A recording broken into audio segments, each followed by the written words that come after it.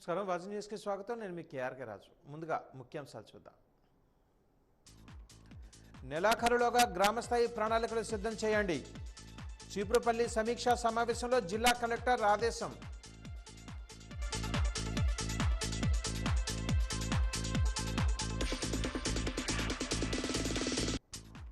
మే 1న రాష్ట్ర వ్యాప్తంగా ఎంఎస్ఎంఈ పార్కులు ప్రారంభం. మీడియా సమావేశంలో రాష్ట్ర మంత్రి కొండపల్లి స్పష్టం.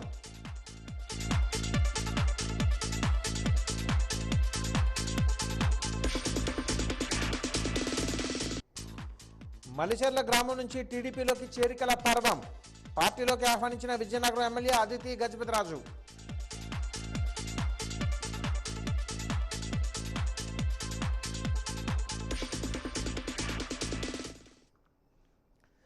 వివరాలు చూద్దాం. తలసరి ఆదాయాన్ని పెంచడం ద్వారా జిల్లా ప్రజల జీవన ప్రమాణాలు పెంచేందుకు కృషి చేయాలని జిల్లా కలెక్టర్ డాక్టర్ బిఆర్ అంబేద్కర్ పిలుపునిచ్చారు. సృజనాత్మకంగా ఆలోచించి వినూత్నంగా గ్రామస్థాయి ప్రణాళికలు రూపొందించాలని సూచించారు. వాటిని చిత్తశుద్ధితో అమలు చేసి అనుకున్న లక్ష్యాలను సాధించడం ద్వారా ఇతర జిల్లాలకు మన జిల్లాను ఆదర్శంగా నిలపాలని కోరారు. ఈ నెలాఖరులోగా ప్రణాళికలు సిద్ధం చేయాలని ఆదేశించారు. నియోజకవర్గ క్షేత్రస్థాయి అధికారులు సిబ్బందితో సమీక్షా సమావేశాన్ని చీపురుపల్లిలో నిర్వహించారు. జిల్లా ముఖ్య ప్రణాళిక అధికారి పి బాలాజీ ముందుగా మాట్లాడుతూ విజన్ ప్లాన్ లక్ష్యాలను, జీడీపీ, జీవీఏలను వివరించారు. 10 సూత్రాలను, వాటిని సాధించేందుకు అవలంబించాల్సిన మార్గాలను పవర్ పాయింట్ ద్వారా తెలిపారు. జిల్లా కలెక్టర్ డాక్టర్ బిఆర్ అంబేద్కర్ మాట్లాడుతూ జిల్లా తలసరి ఆదాయాన్ని పెంచే మార్గాలపై దృష్టి సాధించాలని సూచించారు. మన జిల్లా పరిస్థితులను బట్టి ప్రాథమిక రంగంలో ఎక్కువగా అభివృద్ధిని సాధించే అవకాశం ఉందని అన్నారు.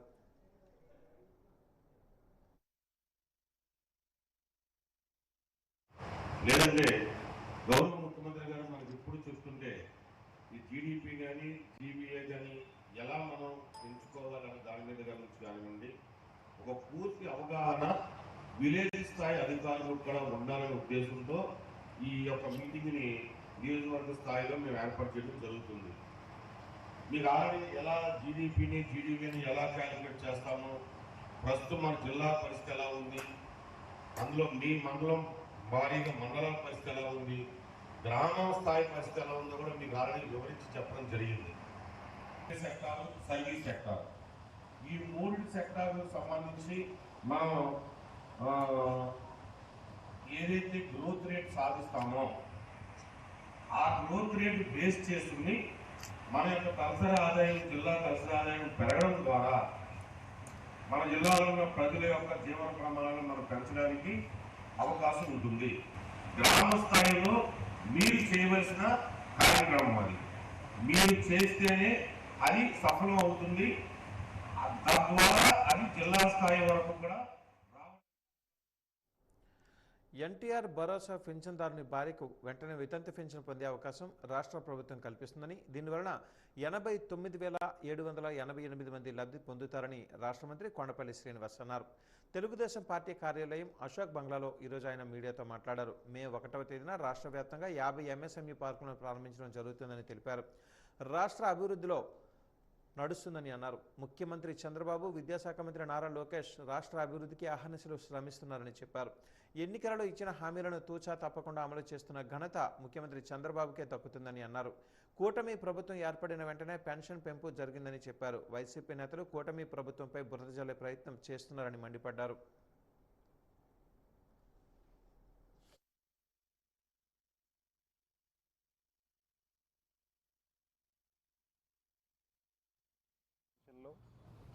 ఒక పెన్షన్దారుడు కాలం చేస్తే స్వర్గస్థులు అవుతాయి.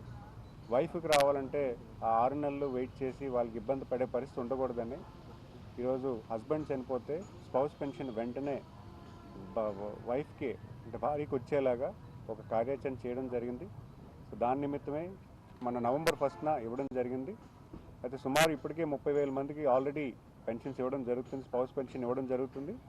మరి రేపు 1వ తారీఖున ఇంకా పెండింగ్ ఉన్నటువంటి 90,000 కూడా గౌరవ ముఖ్యమంత్రి వారు మంజూరు చేసి అవి శాంక్షన్ చేసి ఇవ్వడం జరుగుతుంది. సుమారు 35 కోట్ల రూపాయలు రేపు 1వ తారీఖు నుంచి ఈ 90,000 మందికి ఇవ్వడం జరుగుతుంది. మరి అంతేకాకుండా ఎవరైతే ఈ 90,000 మంది ఉన్నారో వెల్ఫేర్ అసిస్టెంట్ వాళ్ళు కోఆర్డినేట్ చేసుకొని హస్బెండ్ తాలూకా డెత్ సర్టిఫికేట్ అండ్ వైఫ్ తాలూకా ఆధార్ కార్డ్ డీటెయిల్స్ తీసుకొని అవి రేపు 1వ తారీఖున మంజూరు చేయడం అవుతుంది. ఒకవేళ వెల్ఫేర్ అసిస్టెంట్ మీ దగ్గర రాకపోయిన వల్ల కొంచెం మీరు కోఆర్డినేట్ చేసుకొని సచివాలయంలో ఉన్నటువంటి వెల్ఫేర్ అసిస్టెంట్కి హస్బెండ్ తాలూకా డెత్ సర్టిఫికేటు అండ్ వైఫ్ తాలూకా ఆధార్ కార్డ్ డీటెయిల్స్ రేపు 30వ తారీఖు కల్లా కొంచెం అందజేయాలని కోరుకుంటూ, మరి అంతేకాకుండా ఈ పెన్షన్ విషయంలో గౌరవ ముఖ్యమంత్రి వర్యులు చాలా క్లారిటీగా ఈరోజు స్పౌస్ నీడ్స్ని గుర్తించి, ఎందుకంటే ఓల్డ్ ఏజ్లో ఆల్రెడీ వాళ్ళు డిపెండెంట్స్ వాళ్ళు ఇబ్బంది పడకూడదన్న దృష్టిలోని వెంటనే ఈరోజు స్పౌస్ పెన్షన్ ఇవ్వడం జరుగుతుంది.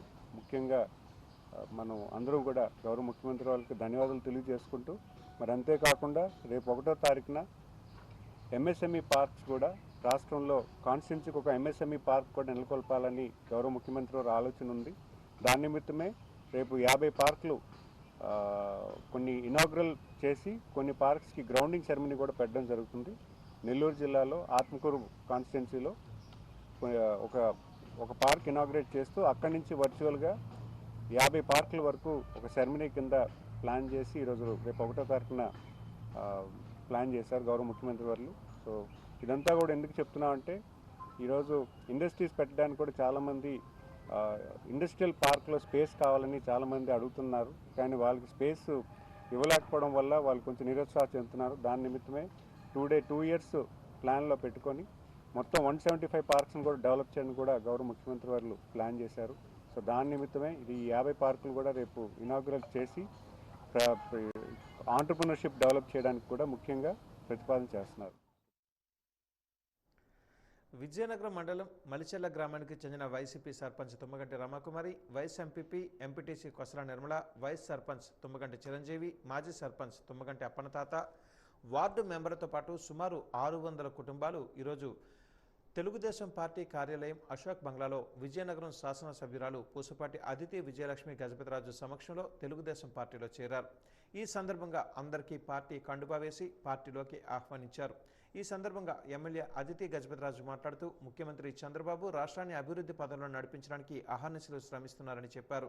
పార్టీలోకి వచ్చిన వారికి కూడా సముచితమైన స్థానాన్ని కల్పిస్తామని అన్నారు. విజయనగరం నియోజకవర్గం అభివృద్ధికి ఎంతగానో కృషి చేస్తానని స్పష్టం చేశారు. పార్టీలో చేరిన వారు మాట్లాడుతూ, నిరుద్యోగులకు ఉద్యోగ ఉపాధి అవకాశాలు కూటమి ప్రభుత్వం కల్పిస్తుందని అన్నారు. తెలుగుదేశం పార్టీ అభివృద్ధి చేయడం చూసి తామంతా పార్టీలో చేరడం జరిగిందని చెప్పారు. ఈ కార్యక్రమంలో తెలుగుదేశం పార్టీ నాయకులు పాల్గొన్నారు.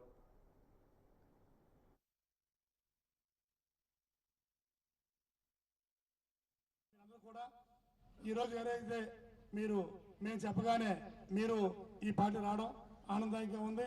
మీరందరూ కూడా ఇదే స్ఫూర్తిని మా ద్వారపురం గ్రామంలో మేము జాయిన్ అయినప్పుడు మేము చూసాం. మళ్ళీ మండలంలో మళ్ళీ మలిచెర్ల గ్రామంలో ఇంత భారీ ఎత్తున జాయిన్ అవ్వడం చాలా అయ్యే, కానీ ఇంత భారీ ఎత్తున మళ్ళీ మీరు ఎవరో ఓటు పెడితే, అమ్మా మీరు ఎవరు ప్రెసిడెంట్ అని చెప్తే, ఎవరు ఎంపీ చెప్తే అది గెలిచినట్టు ఏ రోజు ఓటు పెట్టారో ఆ రోజే గెలిచినట్టుగా నిర్ణయం తీసుకున్నట్టుగా ప్రజలందరూ కూడా వచ్చున్నారమ్మా. ఇది మనకి మన నియోజకవర్గానికి మనకి చాలా ఆనందదాయకం అమ్మా. సంతోషం. మొత్తం ఊరు ఈరోజు మన బంగ్లాకు వచ్చి తెలుగుదేశం పార్టీని జాయిన్ అవటం చాలా సంతోషం. మనం చూస్తుంటే మీరు అందరూ రీసెంట్గా చూసాం, మన ప్రభుత్వం వచ్చిన వెంటనే మనం ఇచ్చిన హామీలు దశల వారీగా అమలు చేస్తూ మన పార్టీని, మన ఎన్డీఏ ప్రభుత్వంని, మన రాష్ట్రాన్ని ముందుకు తీసుకువెళ్ళే మీరందరూ కూడా చూస్తూ ఉన్నారు. మనం నారా చంద్రబాబు నాయుడు గారు ముఖ్యమంత్రి అయిన వెంటనే దశల వారీగా అన్ని హామీలు కూడా, మన ఎలక్షన్ హామీలు కూడా మనం ఇంప్లిమెంట్ చేస్తూ ఉన్నాము. అయితే మొట్టమొదటి సంతకం అన్న క్యాంటీన్ల మీద, డిఎస్సి మీద పెట్టి మన అద్భుతమైన పరిపాలన అనేది మనం మొదలు పెట్టాం. డిఎస్సి అనేది మనం ఎలక్షన్లో ప్రామిస్ చేశాం. మొన్న 20 ఏప్రిల్ తారీఖున నారా చంద్రబాబు నాయుడు గారు పుట్టినరోజు సందర్భంగా డిఎస్సి కూడా మనం నోటిఫికేషన్ ఇచ్చామనేది ముఖ్యంగా మనం గమనించాల్సిన అవసరం ఉంది. మనకి ల్యాండ్ టైటిలింగ్ యాక్ట్ అనేది గత ప్రభుత్వం పెట్టారు. ఈ ల్యాండ్ టైటిలింగ్ యాక్ట్ ద్వారా మీ భూములు మీ పేరు మీద మిగలవని ప్రజలందరూ అర్థం చేసుకొని ఎన్డీఏ ప్రభుత్వంకి పట్టం కట్టి మళ్ళీ చంద్రబాబు నాయుడు గారు వచ్చిన వెంటనే ల్యాండ్ టైటిలింగ్ యాక్ట్ అనేది రద్దు చేసి వెనక తీసి మళ్ళీ ప్రజలకి వాళ్ళ భూమి వాళ్ళ పేరు మీద మిగిలేలా చూశారనేది ముఖ్యంగా మనం గుర్తు చేసుకోవాల్సిన అవసరం ఉంది. ఆంధ్రప్రదేశ్లోనే స్కూల్స్ ఒక భారతదేశంకి నిదర్శనంగా ఉండాలనే ఉద్దేశంతో మన లోకేష్ గారు ఎంతో కృషి చేస్తున్నారు. ఉద్యోగ కల్పన కోసం ఎన్నో మంచి కంపెనీలు అనేది టీసీఎస్, ఇన్ఫోసిస్, ఆఖరికి లులు వెళ్ళిపోయిన కంపెనీలు కూడా మళ్ళీ బ్రాండ్ చంద్రబాబు గారి వలన మళ్ళీ మన రాష్ట్రానికి వచ్చాయనేది మనం ముఖ్యంగా గమనించాల్సిన అవసరం ఉంది. విజయనగరం మండలం గుంకలం గ్రామానికి చెందిన కెల్ల రమణ అనే వ్యక్తికి ఈరోజు విజయనగరం శాసనసభ్యులు పూసుపట్టి అదితి విజయలక్ష్మి గజపతిరాజు చేతుల మీదుగా సీఎం సహాయ నిధి చెక్కును అందజేశారు. ఈ సందర్భంగా ఎమ్మెల్యే అదితి గజపతిరాజు మాట్లాడుతూ ఆరోగ్యమే మహాభాగ్యమని అన్నారు. కూటమి ప్రభుత్వం సీఎం సహాయ నిధిని అందజేసి బాధితులకు అండగా నిలుస్తుందని చెప్పారు. ఆరోగ్యం నిమిత్తం విడుదల చేసిన ఈ మొత్తాన్ని బాధితులకు అందజేయడం జరుగుతుందని అన్నారు. ఈ కార్యక్రమంలో విజయనగరం మండల టీడీపీ నాయకులు పాల్గొన్నారు.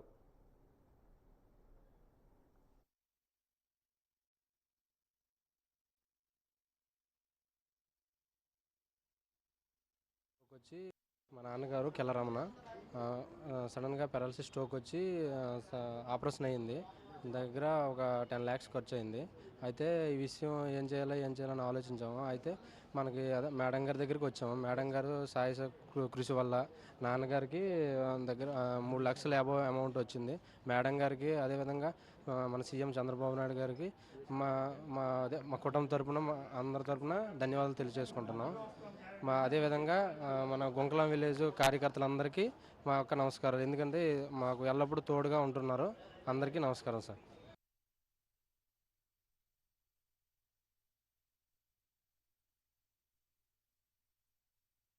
బీసీ కార్పొరేషన్ ద్వారా రెడ్డిక, బ్రాహ్మణ, ఆర్యవైశ్య, కమ్మ, క్షత్రియ, కాపు కార్పొరేషన్ కులస్తులకు సబ్సిడీ రూపంలో రుణాలు మంజూరు చేయడం జరుగుతుందని బీసీ కార్పొరేషన్ ఈడీ పెంటజీరావు పేర్కొన్నారు. కలెక్టరేట్లోని ఆయన కార్యాలయంలో మీడియాతో మాట్లాడారు. సుమారు 7,32,00,000 విలువ చేసే రుణాలు అందిస్తున్నామని అన్నారు. స్వయం ఉపాధిని కల్పించడమే లక్ష్యంగా జ్యోతిబా పూలే జయంతి సందర్భంగా 4,000 యూనిట్లను మంజూరు చేయడం జరిగిందన్నారు. సబ్సిడీ రుణాలను సద్వినియోగం చేసుకోవాలని సూచించారు.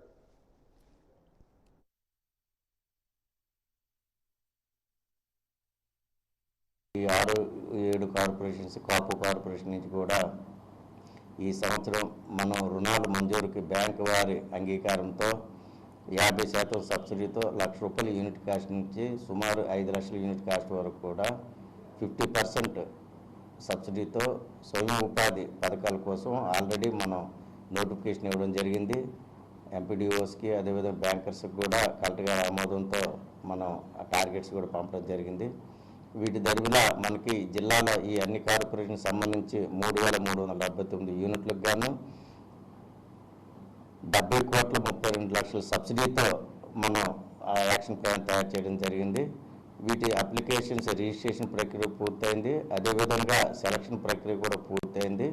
టోటల్గా మనకి 20,452 అప్లికేషన్స్ ఈ అన్ని కులస్తులకు సంబంధించి ఏవైతే కమ్మారెడ్డి, ఆర్యవైశ్య, క్షత్రియ, బ్రాహ్మణ, బీసీ అండ్ కాపు సంబంధించి ఉన్నారో వీళ్ళంతా కూడా అప్లికేషన్స్ సబ్మిట్ చేయడం జరిగింది ఆన్లైన్ ద్వారా. వీటన్నిటి కూడా మండలాలు అండ్ మున్సిపల్ లెవెల్లో కూడా సెలక్షన్ ప్రాసెస్ కూడా జరిగింది. జరిగిన తర్వాత బ్యాంక్ అకౌంట్స్ ఆమోదం తెలపడానికి సుమారు ఒక 1,500 అప్లికేషన్స్ వరకు కూడా ఆన్లైన్లో పంపడం జరిగింది. మరి గత 11 ఏప్రిల్ 2020 జ్యోతిరావు పూలే జయంతి సందర్భంగా మన జిల్లాకు 400 యూనిట్లకి శాంక్షన్స్ చేయమని ప్రభుత్వం ఆదేశాలు వచ్చి ఆ దరిమిలా మనం ఆ 400 యూనిట్లు కూడా శాంక్షన్కి బ్యాంకర్స్ పంపించడం జరిగింది. బ్యాంకర్స్ కూడా వాళ్ళ అకౌంట్ నెంబర్లు ఓపెన్ చేసి తిరిగి మాకు టీసీ అకౌంట్ పంపించడం జరిగింది. బట్ అన్నింటిని కూడా కలెక్టర్ గారి ఆమోదంతో గవర్నమెంట్ కూడా సబ్సిడీ రిలీజ్ పంపించడం జరిగింది. సబ్సిడీ ఇంకా బెనిఫిషరీ అకౌంట్కి రిలీజ్ కావాల్సి ఉంది. వచ్చిన వెంటనే బ్యాంకర్స్తో అనుసంధానం చేసుకొని యూనిట్లన్నీ కూడా రియల్గా గ్రౌండ్ చేయడానికి మేము చర్యలు చేపట్టడం జరుగుతుంది.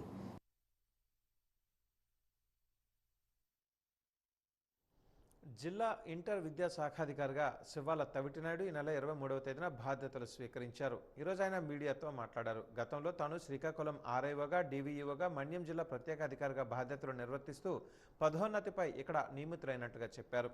ఇంటర్ విద్యలో ఆర్ఐఓ, డివిఈఓ పోస్టులను కలిపి జిల్లా ఇంటర్ విద్యా శాఖాధికారి పోస్టును ప్రభుత్వం ఏర్పాటు చేసి ఉత్తర్వులు జారీ చేస్తుందన్నారు.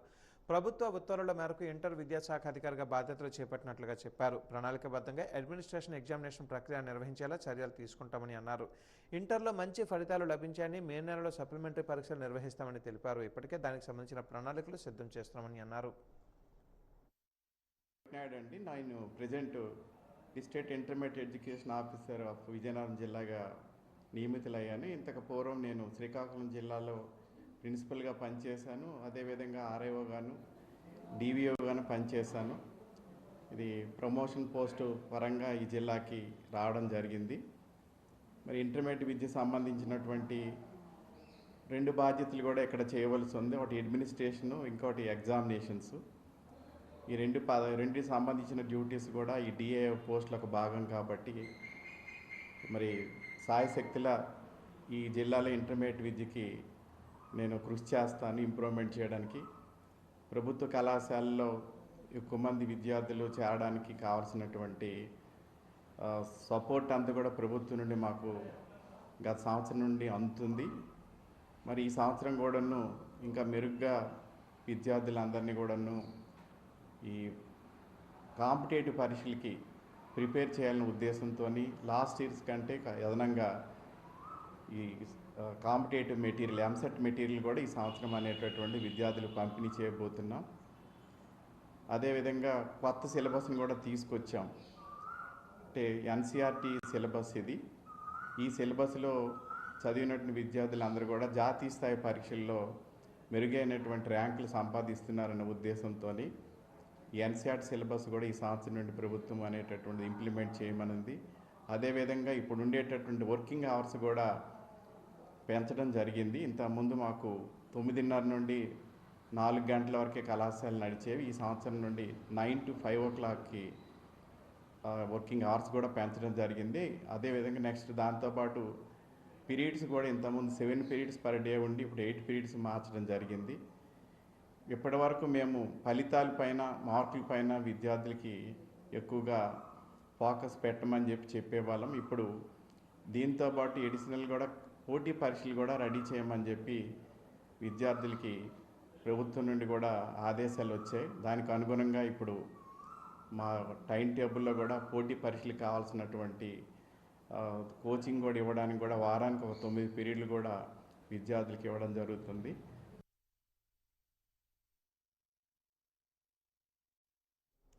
విజయనగరం పట్టణంలో మహారాజులచే 1860వ సంవత్సరంలో స్థాపించబడిన అతి ప్రాచీనమైన అనేక విశిష్టతలతో కూడిన కళాశాల మహారాజా ప్రభుత్వ సంస్కృత కళాశాల అని, ఈ కళాశాలలో 2025-26 విద్యా సంవత్సరానికి ప్రవేశాలు ప్రారంభించడం జరిగిందని కళాశాల ప్రిన్సిపాల్ జనార్దన్ నాయుడు పేర్కొన్నారు. ఈరోజు ఆయన మీడియాతో మాట్లాడారు. ఈ కళాశాల దక్షిణ భారతదేశంలోనే పూర్తి ప్రభుత్వ ఆధీనంలో నడపబడుతున్న ఏకైక సంస్కృత కళాశాలని అన్నారు. ఈ కళాశాలలో అపార అనుభవం కలిగిన అధ్యాపకులు విద్యార్థులపై నిరంతర పర్యవేక్షణ ధ్యేయంగా ఉన్నత ఉద్యోగ ఉపాధి అవకాశాలను అందించడానికి కళాశాల ప్రత్యేకతని చెప్పారు. అంతేకాకుండా నామమాత్రపు ఫీజులతో ప్రభుత్వ పథకాల రాయితీలు పొందే అవకాశం కూడా ఉందని అన్నారు. కళాశాలలో ప్రవేశాలు పొందాలని దరఖాస్తులు ఆహ్వానిస్తున్నట్లుగా సూచించారు. పీడీసీలో ప్రవేశించాలనుకునేవారు 10వ తరగతి పాస్ అయి ఉండాలి. పీడీసీని మేము ఇంటర్మీడియట్తో సమానమైన కోర్సుగా పరిగణిస్తాము. పీడీసీలో పీడీసీ తెలుగు మరియు పీడీసీ సంస్కృతాలలో ప్రవేశాలు జరుగుతాయి. 10వ తరగతి పాస్ అయిన వారందరూ ఈ కోర్సులో ప్రవేశించడానికి అర్హులు. కాబట్టి 10వ తరగతి పాస్ అయిన వారు ఈ కళాశాలకు వచ్చి నేరుగా ప్రవేశాలు పొందవచ్చు. ఇక డిగ్రీ కోర్సులకు సంబంధించినంత వరకు ఇంటర్మీడియట్ పూర్తయిన వారు అర్హులు.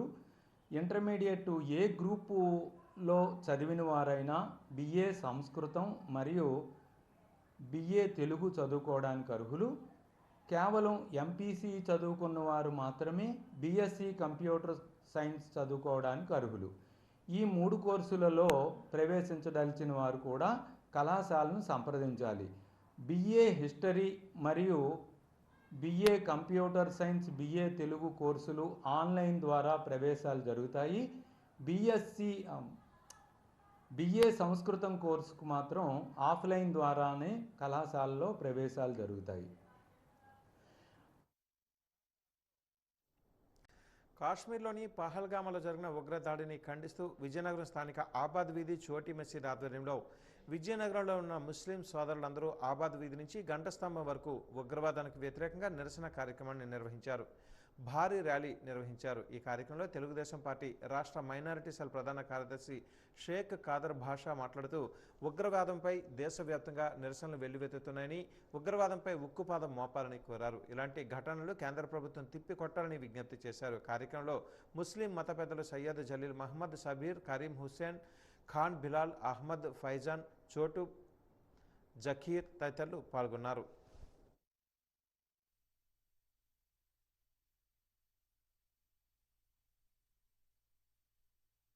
ఖురాన్లో ఒక ఆయత్ మీకు కోట్ చేయదలుచుకున్నాను. అల్లా ఖురాన్లో ఇలా సెలవిస్తున్నాడు, ఎవరైతే ఒక నిర్దోషిని, ఒక సామాన్య వ్యక్తిని చంపుతాడో అతను సమస్త సృష్టిగా మానవాళిని చంపినట్టు పాపం అని చెప్పారు.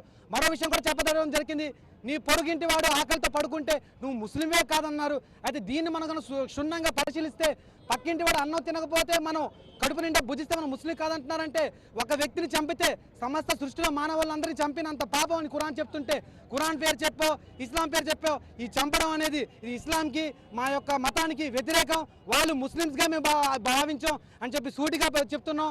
ఇంకో విషయం ఏంటంటే పాకిస్తాన్ టెర్రరిస్టులు ఏవైతే అటాకులు చేస్తున్నారో మన భారతదేశ ప్రభుత్వం ధీటుగా సమాధానం ఇస్తారని చెప్పి మనందరికీ తెలుసు. అయితే ఒక విషయం తెలియజేసుకుంటున్నాం, ఎస్పెషల్లీ భారతదేశ ముస్లింలు, పాకిస్తాన్ జనాభా ఎంత ఉందో భారతదేశంలో ముస్లిమ్స్ అంతా ఉన్నారు. ఒక పిలుపు కానీ కేంద్ర ప్రభుత్వం ఇస్తే ముస్లిమ్స్ అందరూ తమ ప్రాణాలు బలి ఇవ్వడం కూడా సిద్ధంగా ఉన్నారు. దేశం కోసం పాకిస్తాన్తో పోరాటం చేయడం కూడా సిద్ధంగా ఉన్నారు. సో తన ప్రాణాలను కూడా త్యాగం చేశాడు. ఒక సుమారు 10 నిమిషాల పాటు ఉగ్రవాదులతో పోరాడి అతని దగ్గర ఎటువంటి ఆయుధాలు లేనప్పటికి కూడా నా ప్రాణం పోయినా పర్వాలేదు, కొంతమంది నా భారతీయ సోదరులను నేను కాపాడుకోవాలని ఒక మంచి ఆలోచనతో తన ఒక ప్రాణం కోల్పోయి ఈరోజు అమరవీరుడిగా మిగిలిపోయారు. మరి భారతదేశం అంటేనే ఎంత గొప్ప దేశం. హిందూ ముస్లింలు అందరూ కూడా ఒక అన్నతమ్ముళ్ళగా ఉండే భారతదేశంలో ఇలాంటి పాకిస్తానీ కుక్కలు ఇందులోకి చొరబడి మన ఒక ఐక్యతని దెబ్బతీసే విధంగా ప్రవర్తిస్తున్నారు. మరి చూసుకుంటే పాకిస్తానీ ప్రభుత్వం మన భారత ఆర్మీతో నేరుగా ఎదుర్కోలేక, మన భారతదేశంతో అభివృద్ధిలో ఎదుర్కోలేక ఇలాంటి నీచమైన పనులకి దిగజారుతుంది. కేంద్ర ప్రభుత్వానికి మేము ఒకటే విన్నవించుకుంటున్నాం, ఏవైతే పాకిస్తానీ ఈ రౌడీ ఉగ్రవాది మోకలు ఉన్నాయో వాళ్ళ స్థావరాల్లోకి దూరి మరి ఓచకోత కొయ్యవలసిందిగా మేము భారతీయ ముస్లింల తరఫున మేము కోరుతున్నాం.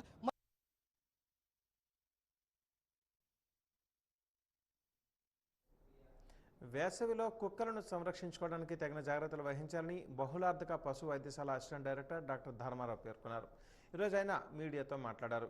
కుక్కలకు డీహైడ్రేషన్ కాకుండా ఉండేందుకు ఓఆర్ఎస్, మంచినీరు ఎక్కువగా తాగించాలని అన్నారు. వ్యాక్సినేషన్ తప్పనిసరిగా వేసుకోవాలని, షెడ్యూల్ ప్రకారం వ్యాక్సిన్ వేయించాలని అన్నారు.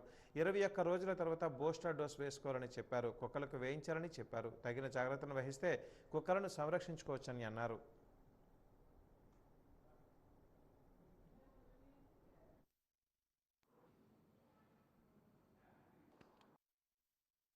మనకు ఈ విజయనగరం పరిధిలో అర్బన్లో చాలా పశువులు, అదేవిధంగా కుక్కలు, గాజులరేగ ఏరియాలో గొర్రెలు ఉన్నాయి. సో ఈ సమ్మర్లో మనము కుక్కల్లో కానీ, పశువుల్లో కానీ, గొర్రెల్లో కానీ తీసుకోవాల్సిన జాగ్రత్తల గురించి చర్చించుకుందాం. ముఖ్యంగా కుక్కల్లో ఏంటంటే ఈ పార్వో వైరల్ ఇన్ఫెక్షన్స్ అని, ఇలాగ డిహైడ్రేషన్తో ఎక్కువ బాధపడుతుంటాయి. సో మనం ఎక్కువగా ఈ డాగ్స్ని మ్యాక్సిమం మేడపెట్టును ఉంచాలి. చెట్ల కింద కానీ, లేకపోతే ఇంటి ఎండ తగలకుండా ఉన్న ప్లేసుల్లో కానీ, కొన్ని టాబ్లెట్స్ ముఖ్యంగా సిజు, పొమరేనియన్స్ అట్లాంటి వాటిని ఈవెన్ ఏసీలో కూడా ఉంచాల్సిన అవసరం ఉంటుంది. కాబట్టి వాటిని ఏసీలో కూడా ఉంచాల్సి వస్తుంది, ఉంచాలి. అదేవిధంగా ఎక్కువ సార్లు వాటర్ ఇస్తుండాలి. అలాగే ఓఆర్ఎస్ ఎక్కువగా ఓఆర్ఎస్ ద్వారా రీహైడ్రేట్ చేస్తూ ఉంటే ముఖ్యంగా ఈ సమ్మర్ వరకు మాత్రం మనం చాలా వరకు మనం పెట్స్ని మనం కాపాడుకోగలం. మీ పెట్ పేరెంట్స్ ఈ విషయాన్ని గమనించి ఈ సమ్మర్లో మాత్రం వాటికి ఎక్కువగాను ఓఆర్ఎస్ను మంచినీళ్ళు ఎక్కువగా ఇస్తుండాలి. అదేవిధంగా షెడ్యూల్ ప్రకారం వ్యాక్సిన్ మాత్రం చేస్తుండాలి. ముఖ్యంగా చిన్న డాగ్స్కి, ముఖ్యంగా 45 days ఉన్న డాగ్స్కి అయితే, పప్స్కి అయితే డిసీజ్ వ్యాక్సిన్ అంటే 7 జబ్బులు రాకుండా వ్యాక్సిన్ అనేది వేస్తుండాలి. అదేవిధంగా 21 రోజులకి మనం బూస్టర్ డోస్ కూడా వేసుకుంటుండాలి.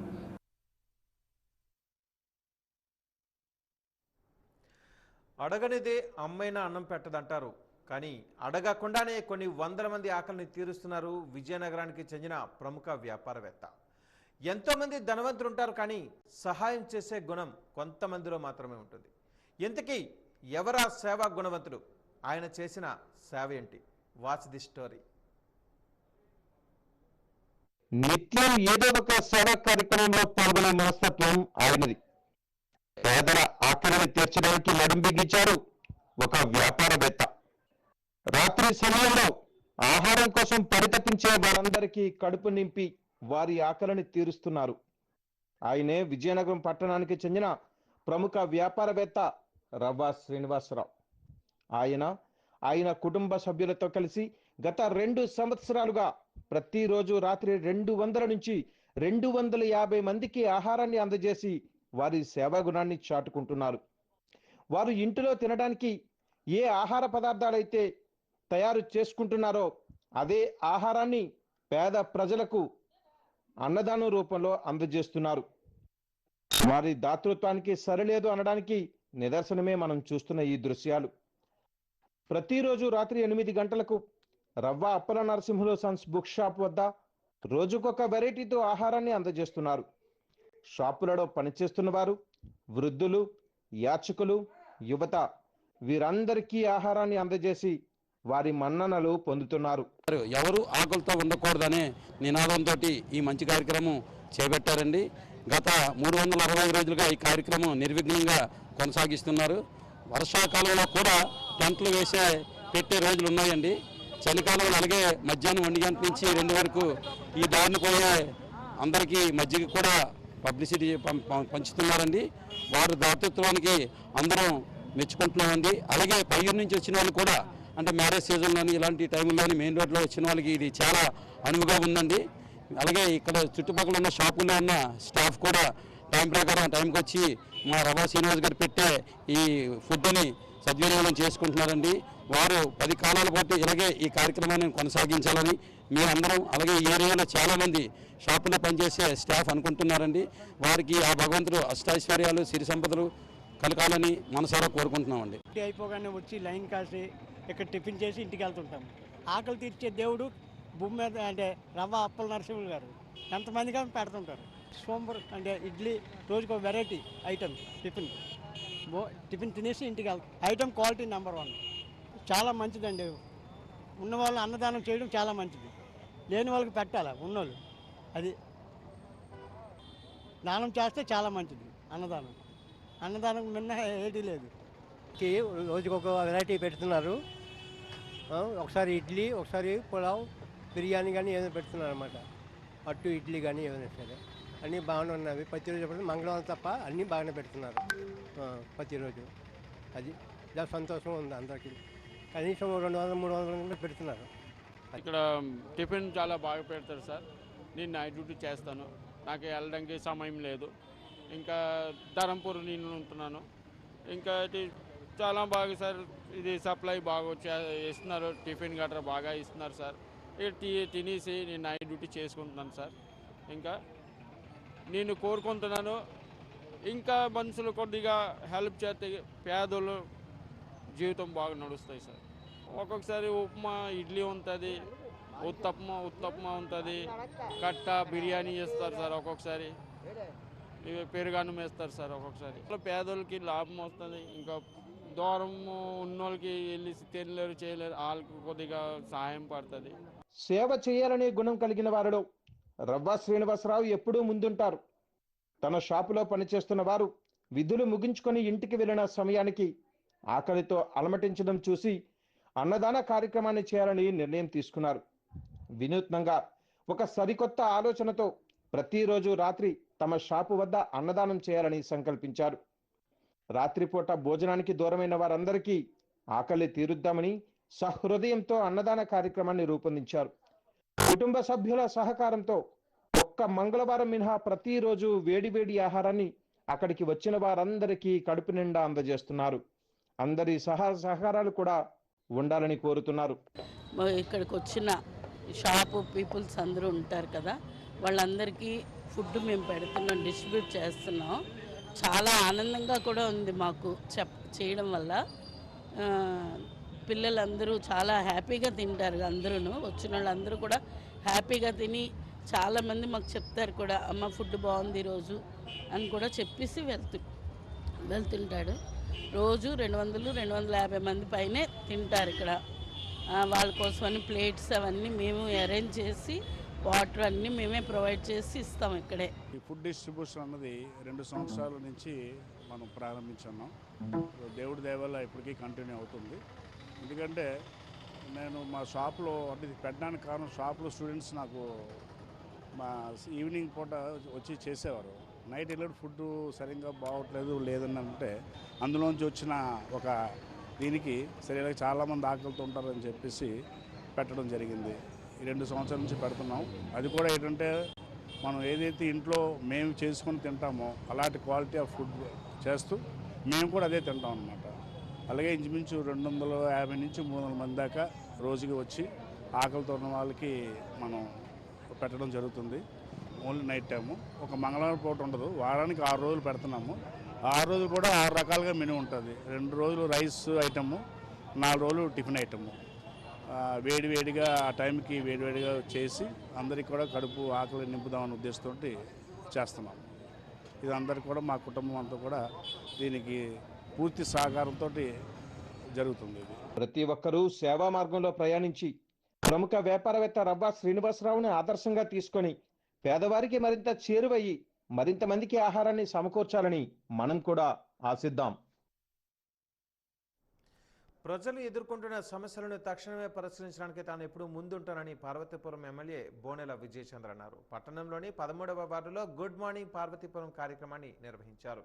ముందుగా వార్డులోని అన్ని వీధులలో పర్యటించారు. ఈ మేరకు స్థానిక ప్రజల సమస్యలపై ఎమ్మెల్యేకు వివరించారు. విద్యుత్ స్తంభాలు ఇళ్లకు మధ్యలో, రోడ్లకు మధ్యలో ఉన్నాయని వాటిని తొలగించాలని కోరారు. త్రాగునీటి సరఫరా ప్రతిరోజు చేయాలని, కాలువలు కొత్తవి నిర్మించాలని, ఇల్లు పెన్షన్లు తదితర సమస్యలపై ఎమ్మెల్యేకు వివరించారు. కాలువలలో మురుగు చెత్తలను తొలగించి అవసరమైన చోట కొత్త కాలువల నిర్మాణానికి చర్యలు చేపట్టాలని సంబంధిత అధికారులకు సూచించారు. వార్డులలో ఉన్న సమస్యలను పరిష్కరించడానికి ఈ కార్యక్రమం ప్రతిష్టాత్మకంగా చేపడుతున్నామని ఎమ్మెల్యే అన్నారు. ఈ కార్యక్రమంలో municipal commissioner CH Venkateswarlu, municipal సిబ్బంది, కౌన్సిల్ సభ్యులు, టీడీపీ నాయకులు తదితరులు పాల్గొన్నారు.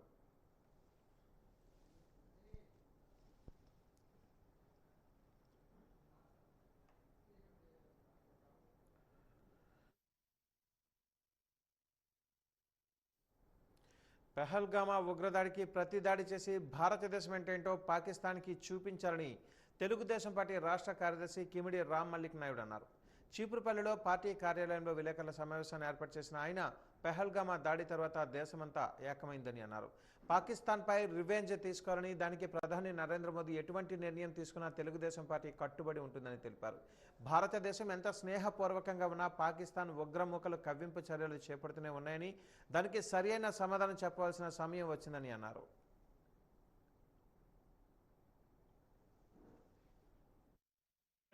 మంది మీద ఉగ్రవాదులు చేసిన దాడిలో మరి 26 మంది ప్రాణాలు కోల్పోవడం అనేది చాలా దారుణమైన విషయం.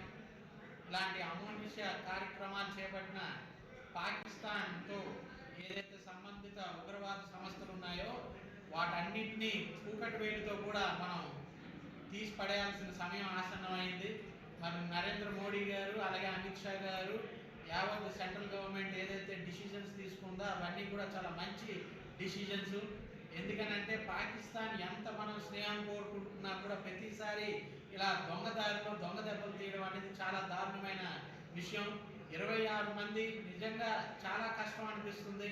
ఆ వీడియోస్ చూసినా కొన్ని కొన్ని సెకండ్ల ముందు అందరూ వాళ్ళ కుటుంబ సభ్యులతో ఎంతో సంతోషంగా ఆనందంగా ఆ భూతల స్వర్గంలో మరందరూ కాశ్మీర్ అంటేనే భూతల స్వర్గం ఎంతో అందమైన ప్రదేశం, ఎంతో ఆహ్లాదకరంతో ఉండే ప్రదేశం. అలాంటి దగ్గర ఉగ్రవాదులు ఇలాంటి దాడులు చేసి భారతదేశాన్ని భయపెట్టే ప్రయత్నం చేస్తున్నారు. కానీ ఎట్టి పరిస్థితుల్లో భారతదేశంలో ఎవరు భయపడే సమస్య లేదు. భారతదేశం తప్పకుండా దీనికి తిరిగి జవాబు ఇస్తుంది.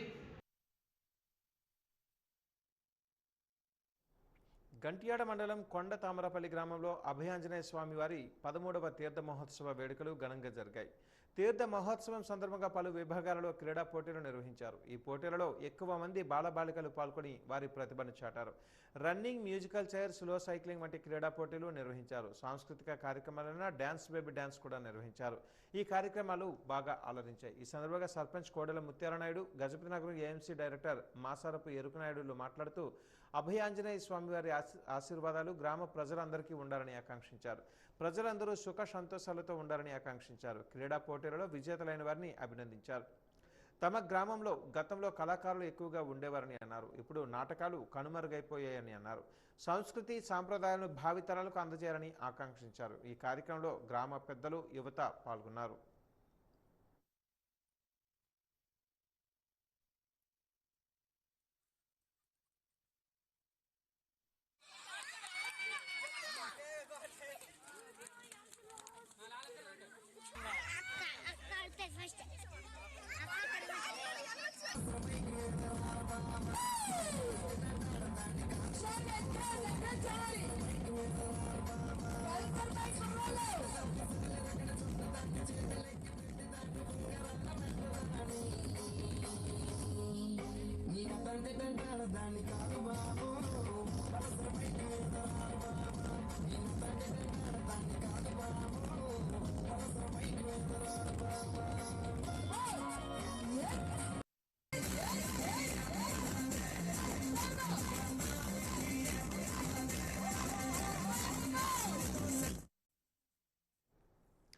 జిల్లాలో 15% వృద్ధి రేటు సాధించేందుకు అనుగుణంగా గ్రామస్థాయి ప్రణాళికలు రూపొందించాలని కలెక్టర్ డాక్టర్ బిఆర్ అంబేద్కర్ కోరారు.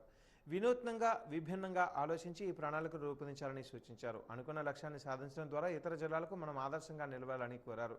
ఏప్రిల్ నెలాఖరులోగా ప్రణాళికలు సిద్ధం చేయాలని ఆదేశించారు. నియోజకవర్గ క్షేత్రస్థాయి అధికారులు, సిబ్బందితో సమీక్షా సమావేశాన్ని రాజంలో నిర్వహించారు. జిల్లా ముఖ్య ప్రణాళికాధికారి బాలాజీ ముందుగా మాట్లాడుతూ జీడీపీ, జీవీఏలను లెక్కించే విధానాన్ని 3 ప్రధాన రంగాల నుంచి వివరించారు. మండలాల వారీగా జీడీపీ, జీడీఏలు లక్ష్యాలు తెలిపారు. ముఖ్యమంత్రి సూచించిన 10 సూత్రాలను, వాటిని సాధించేందుకు అవలంబించాల్సిన మార్గాలను పవర్ పాయింట్ ప్రజెంటేషన్ ద్వారా వివరించారు. జిల్లా కలెక్టర్ డాక్టర్ బిఆర్ అంబేద్కర్ మాట్లాడుతూ జిల్లా తలసరి ఆదాయాన్ని పెంచే మార్గాలపై దృష్టి సాధించాలని సూచించారు.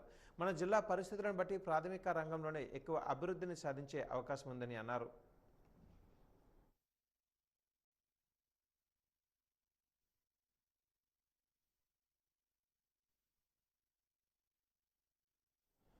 వాజీ న్యూస్ ముగించే ముందు ముఖ్యాంశాలు మరొకసారి.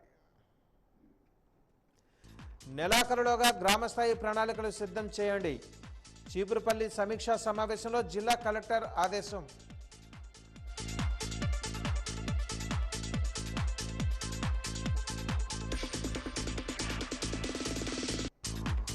మే 1న రాష్ట్ర వ్యాప్తంగా ఎంఎస్ఎంఈ పార్కులు ప్రారంభం. మీడియా సమావేశంలో రాష్ట్ర మంత్రి కొండపల్లి స్పష్టం.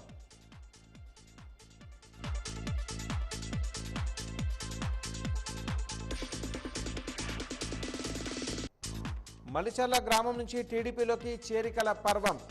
పార్టీలోకి ఆహ్వానించిన విజయనగరం ఎమ్మెల్యే అదితి విజయలక్ష్మి గజపతిరాజు.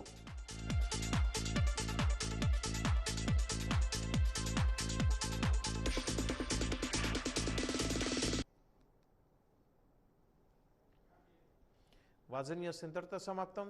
నమస్కారం.